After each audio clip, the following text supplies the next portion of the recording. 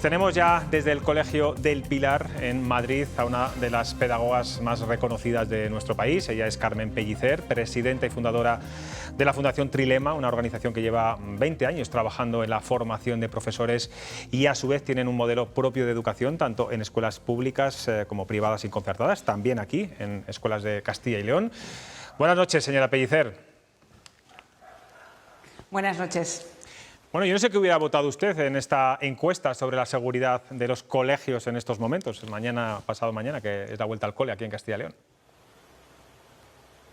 Yo hubiera votado que sí, que la vuelta a la escuela es segura y creo que, aunque no se puede garantizar que el 100% va a haber una protección total, pero creo que es un entorno seguro con mucha responsabilidad por parte de los docentes, de las familias, de todos los profesionales. Creo que todos deseamos esta vuelta tan distinta a la de septiembre del año pasado. Efectivamente, dejamos atrás dos cursos atípicos por el COVID, donde los escolares se han tenido que adaptar de golpe a una nueva forma de trabajar y de ir al colegio. Se ha demostrado, como decíamos, que los centros educativos son lugares seguros, pero desde un punto de vista de la enseñanza, le pregunto, ¿los escolares han perdido muchos conocimientos, aptitudes durante esta pandemia? Yo distinguiría. Posiblemente no han perdido tantos conocimientos, creo que han adquirido otro tipo de experiencias que, si desde la escuela y desde las familias las sabemos acompañar, son aprendizajes fundamentales para la vida.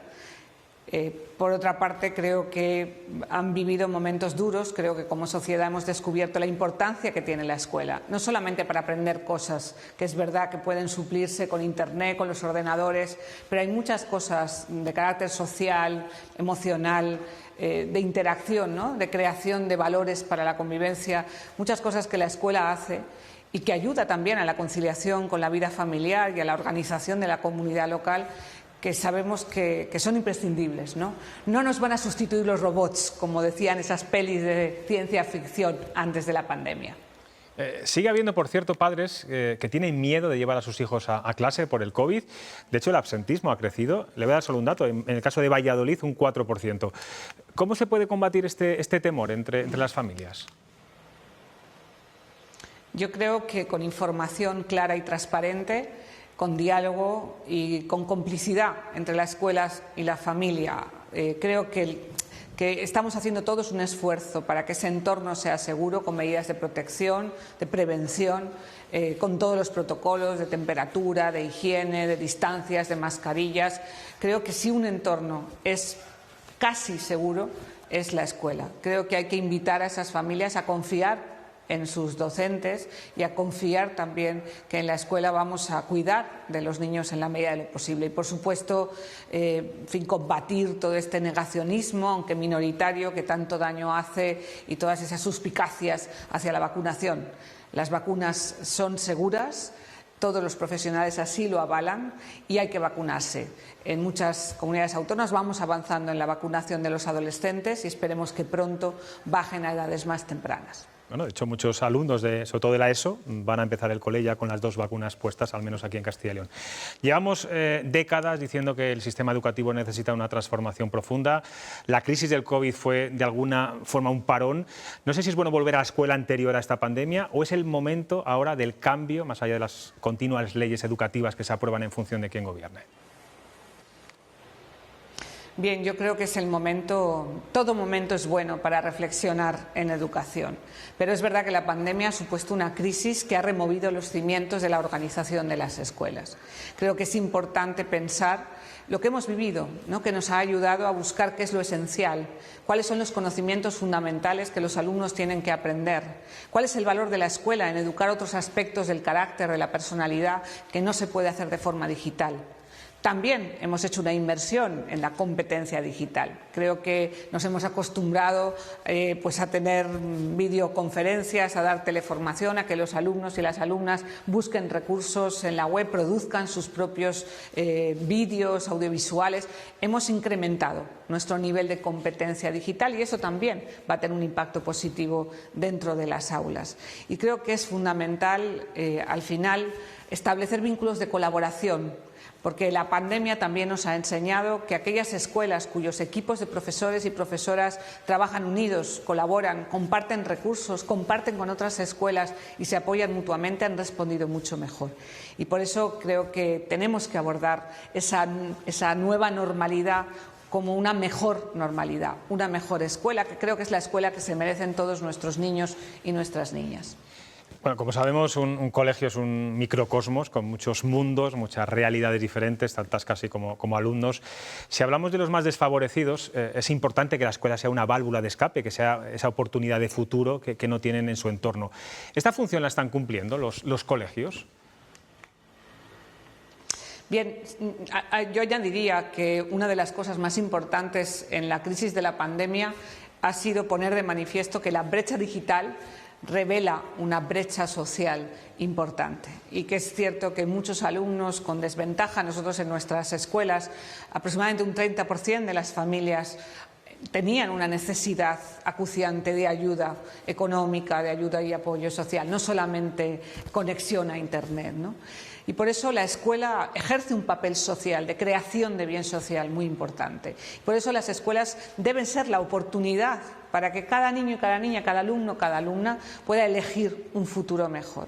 Creo que la escuela es lo que permite a muchos de ellos elegir un destino distinto al que muchas veces están predestinados por su raza, por su lugar de nacimiento, por la situación socioeconómica de sus familias. Yo creo mucho en el poder de la escuela para cambiar la vida de cada uno de nuestros alumnos y alumnas. Hay también muchos padres preocupados que piensan que la nueva ley de educación no incentiva el esfuerzo en los alumnos al ser más flexibles con los suspensos fundamentalmente. Ayer conocíamos que el Ministerio de Universidades va a dejar de considerar falta leve sancionable copiar en un examen al alumno que está al lado. ¿Qué riesgos tiene todo esto?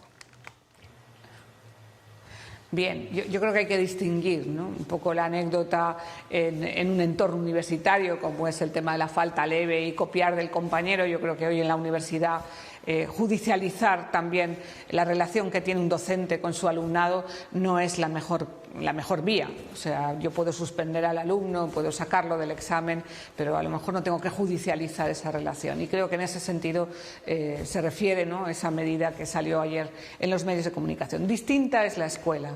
Yo creo que la educación obligatoria, es decir, el tiempo que un niño pasa en una escuela para aprender no solamente muchas cosas, sino aprender a vivir, pues hay que contemplar muchos rasgos de su personalidad y hay que estimular el esfuerzo. Estimular no solamente el esfuerzo, y el esfuerzo no es lo mismo que los trabajos forzados, aquello que se decía antiguamente de que la letra con sangre entra.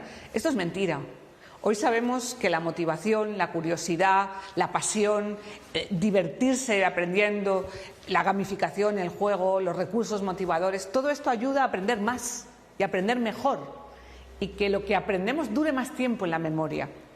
Y todo el movimiento de innovación y la investigación rigurosa, pedagógica, nos ayuda hoy a dar clase mejor, enseñar mejor para que aprendan más, no para que aprendan menos. Y eso ayuda a que nuestros alumnos se esfuercen en aprender aquello que les gusta, ¿no? Eso nos pasa a los adultos. Uno se esfuerza más cuando hace algo que le gusta, cuando practica un deporte que le gusta, cuando cocina una comida que le gusta. Al final, cuando uno se apasiona por lo que aprende, se esfuerza más y mejor. Y creo que esa es la cultura que necesitamos en nuestras escuelas.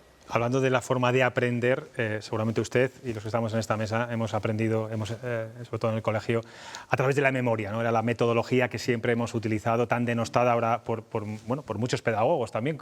¿Cuál es el mejor método de aprendizaje? Entiendo que, lo que decía usted antes, incluso jugando, ¿no?, se puede aprender. A mí me gusta repetir que la memoria es el órgano del aprendizaje. Solo se aprende de memoria, no se puede aprender de otra manera. Otra cosa es que para estimular la memoria haya que repetirlo mecánicamente sin entender. Si uno piensa cuáles son las cosas que se sabe de memoria, que recuerda con más vividez, recuerda aquellas cosas que le pasaron con emoción, recuerda aquellas que despertaron sentimientos a lo mejor de dolor, o experiencias intensas, o viajes que rompieron su rutina, o cosas nuevas que nunca había visto. Y todo este tipo de claves son los que hacen que recordemos cosas mucho tiempo y de forma más profunda. Por eso hay que estimular la memoria, claro que sí, pero hay que buscar las maneras que fomentan las memorias más eficaces. Nosotros hemos publicado ya desde hace varios años todo un estudio sobre la memoria y las funciones ejecutivas y cómo en las aulas podemos utilizar modos de hacer que los niños recuerden más información durante más tiempo y sobre todo que la comprendan. Porque es cierto que la irrupción de la tecnología al alcance del dedo, ¿no?, pulgarcita como decimos nosotros, que la tenemos en el bolsillo, la información, requiere que hoy en las aulas, en las escuelas, usemos esa información para construir en la mente humana otro tipo de conocimiento. Y estos son desafíos nuevos que cuando tú y yo, permite que te tutee, claro, estábamos en el cole, no teníamos esa facilidad. Y eso es hoy un gran desafío nuevo. Pero eso no está reñido, insisto, la memoria es el órgano del aprendizaje y solo aprendemos de memoria, pero hay que llenarla de cosas que valgan la pena. Muy interesante. Estamos viendo también, señora Pellicer, que cada vez hay más problemas de disciplina en las escuelas, casos de acoso, menores que agreden en la calle a personas por su raza, por su identidad sexual. ¿Qué está pasando? ¿Qué puede hacer la educación para frenar estos comportamientos cuando en el ámbito familiar no es posible? Bien, yo creo que la escuela sola no puede.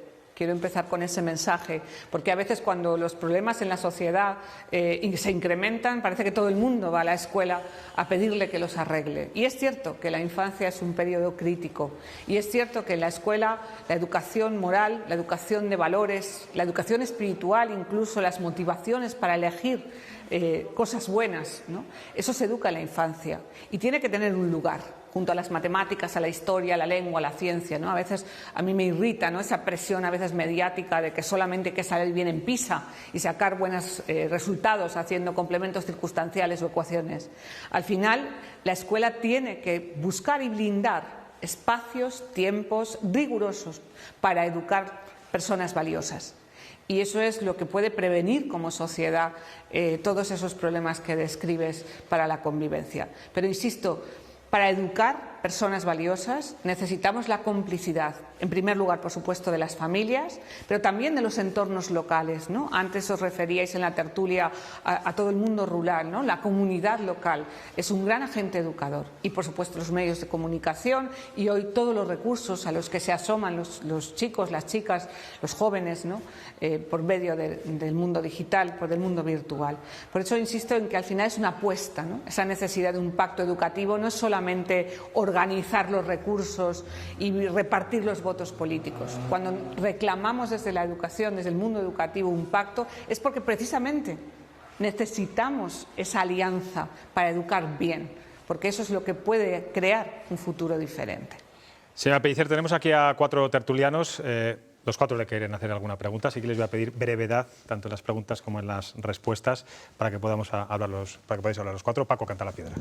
Bueno, yo estoy fascinado con esto que está usted contando, porque yo soy de una generación en la que es verdad que la máxima era la sangre, la letra con sangre entra. Nos hemos llevado todas las hostias que había que llevarse, o sea que estoy maravillado. Si yo hubiera conocido en mi época a alguien como usted, no sería tan burro como soy. Yo quería hacerle a usted una pregunta. Ha dicho, y lo tengo por aquí apuntado, que los padres han sido muy responsables, que también han sido muy responsables los maestros. Pero mire, yo tengo, el más pequeño de mi familia tiene 8 años. Y yo creo que había que reconocer también que los chavales se han portado maravillosamente bien. A lo mejor me estoy equivocando y como yo solo le veo cuando le voy a dar la propina, pues igual se porta bien en todas partes, solo cuando estoy yo. Es decir, pero ¿no cree usted que los chavales se merecen también un reconocimiento? Sí, ciertamente los alumnos y las alumnas han sido espectaculares. Nosotros hicimos un pequeño estudio sobre quiénes habían sido los alumnos que mejor habían respondido a todos los meses de confinamiento. Y no habían sido precisamente los que tenían más ordenadores ni más facilidad para acceder a Internet. Los alumnos que más habían o que mejor habían respondido, en primer lugar eran el primer factor, el apoyo parental, es decir, el entorno familiar, pero también su capacidad, es decir, el sentido de responsabilidad y de autonomía. Aquellos alumnos capaces de conectarse por sí mismos o de ponerse a trabajar con una motivación intrínseca, es decir, sin necesidad de que alguien los vigilara, eran los alumnos que mejor habían vivido esa franja de confinamiento que fue tan compleja para muchos de nosotros. Y esto debería llevarnos a pensar, ¿cómo hacemos ahora en nuestras escuelas para estimular la autonomía, la responsabilidad, la autorregulación? ¿Cómo dejamos espacios para educar alumnos con madurez y equilibrio emocional y personal suficiente para que en un futuro puedan abordar situaciones similares? Natalia del Barrio. Hola, buenas noches. Yo me ahorro la introducción porque voy a hacer las dos preguntas muy breves. La primera de ellas es si cree que los menores, los niños y las niñas fueron los grandes olvidados de todas las medidas durante los confinamientos, las medidas de la pandemia, etcétera, etcétera. Y luego, por otro lado, usted ha hablado de que la escuela sirve para cambiar la vida del alumnado y que se necesita una alianza para educar tanto de las familias, de la educación, de las escuelas y también de los ambientes. ¿Qué opinión le merece el PIN parental que impide a una parte de la sociedad quizás acceder a esos valores de convivencia que usted estaba reclamando anteriormente? Bien, pues la primera pregunta muy rápida, no, creo que no fueron los grandes olvidados. Creo que tuvimos una crisis social, una crisis planetaria, ante un fenómeno que nadie podía ni siquiera imaginar. Y las primeras semanas, evidentemente, fueron confusas. Pero creo que desde las escuelas públicas, las escuelas concertadas, desde las instituciones educativas, nos pusimos las pilas y en pocas semanas creo que respondimos. No sé si en los despachos, pero desde luego en las aulas respondimos estupendamente bien. Creo que como sociedad podemos estar orgullosos, incluso como país. Figuramos entre los países del mundo con menos pérdida de escolarización, con más días de escuelas abiertas. Y creo que esto también hay que reivindicarlo, reivindicar la profesionalidad y la dedicación de profesores, familias y también, como antes decía su compañero, de los alumnos. Y en segundo lugar, estoy en contra del PIN parental, voy a ser muy clara, porque creo que prohibir no ayuda a educar. Y creo que es más importante educar y entrenar y discernir, y entrenar sobre todo el pensamiento crítico y riguroso, saber y enseñar a que los alumnos sepan discernir aquello que pueden y no pueden, y creo que una buena educación en valores no parte de encerrarlos en urnas o en burbujas de cristal que pueden convertirse en las escuelas, porque luego cuando salen a la vida real, al final no se puede controlar el impacto de la socialización que se produce en agentes hoy tan anónimos como pueden ser Internet, la computadora, los medios de comunicación o simplemente la calle. Creo que educar bien supone confrontar y afrontar acompañados todas aquellas cosas que pueden ser dañinas para la persona, para la salud de la persona, pero también para la mente y para el espíritu de la persona. Y creo que eso hay que educarlo bien. Fernando. Muy buenas noches. Creo que en esto estamos todos de acuerdo, que la pandemia ha supuesto un auténtico trauma, tanto cuantitativo como cualitativo, en todos los niveles de la enseñanza. Yo quisiera hacer hincapié en un aspecto que quizá está pasando un poco desapercibido, pero creo que es importante, que es el papel del profesorado. El profesorado ha hecho un esfuerzo descomunal, ingente, de adaptación de métodos, de adaptación de formas de impartir la enseñanza y sobre todo en los niveles primario e infantil, verdaderamente admirable, francamente admirable. Creo que ha llegado el momento de superar las condiciones de precariedad en las que muchos profesores se encuentran en estos niveles, reconociendo la labor que realizan, evitando esas contrataciones a veces poco adecuadas a las que están sometidos y, sobre todo, mejorar su retribución, puesto que el esfuerzo que han hecho y el que van a tener que hacer a partir de ahora es enorme y irreversible. Carmen. No sé si tienes, no has hecho ninguna, no has formulado ninguna pregunta. De acuerdo. Una reflexión. Bien, decía que estoy de acuerdo en que el papel del profesorado ha sido clave, siempre es clave, ¿no? Yo esto lo repito mucho, ¿no? Un profesor puede cambiar la vida de un niño para siempre, ¿no? Y una escuela puede cambiar una comunidad. Yo esto lo vivo y lo veo y piso miles de escuelas en muchos países porque, bueno, pues es nuestro trabajo, ¿no? Entonces estoy de acuerdo que es esencial, es la esencia de la educación y creo que cualquier cosa que como sociedad podamos hacer para seleccionar a los mejores, para formarlos de forma profesional y constante y evidentemente para que las condiciones de trabajo laborales sean las óptimas. Creo que cualquier inversión que se haga en esto al final es invertir en el futuro, que es nuestro futuro también. Por lo tanto, estoy totalmente de acuerdo. Creo que al final tenemos pendiente todavía esa ley, ese estatuto docente, ese modelo que necesitamos, yo creo que con urgencia, ¿no?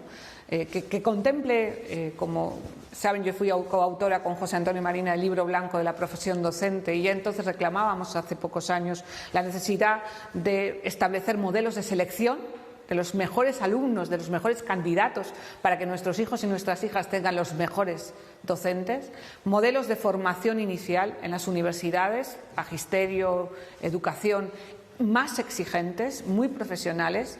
Pedíamos el MIR educativo, es decir, que esa formación implique también pasar un tiempo, como pasan los médicos, los profesionales de la sanidad, en las escuelas para formarse bien, porque al final enseñar es una mezcla de arte y ciencia.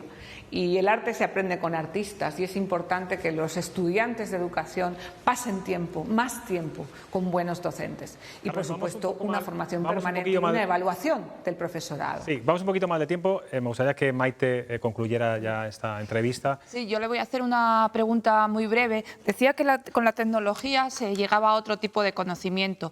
Y no sé cómo se puede luchar contra la creencia que puede haber en muchos chicos, chavales, de que con la tecnología no necesitan tener conocimiento, que el móvil lo resuelve todo, Internet lo resuelve todo y no hace falta acumular ese conocimiento. Bien, yo creo que esto es un poco la excusa que usan en las aulas, ¿no? Yo siempre digo que nuestros chavales son nativos tecnológicos, pero no digitales, porque manejan bien los cacharros, pero es fácil mostrarles que manejar un dispositivo digital no supone necesariamente ser más culto y, por supuesto, no supone ser más sabio. Y esa es la misión de las escuelas y de sus docentes.